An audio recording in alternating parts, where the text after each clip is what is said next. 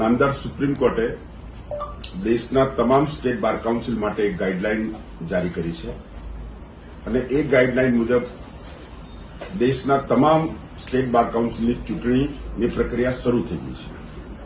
ગુજરાત બાર કાઉન્સિલની ચૂંટણી 13/3/2026ના રોજ એનું મતદાન થશે.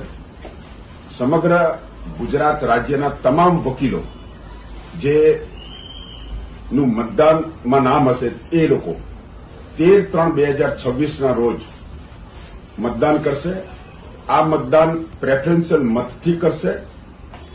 25 મેમ્બરોની ચૂંટણી થશે આખા ગુજરાતમાંથી.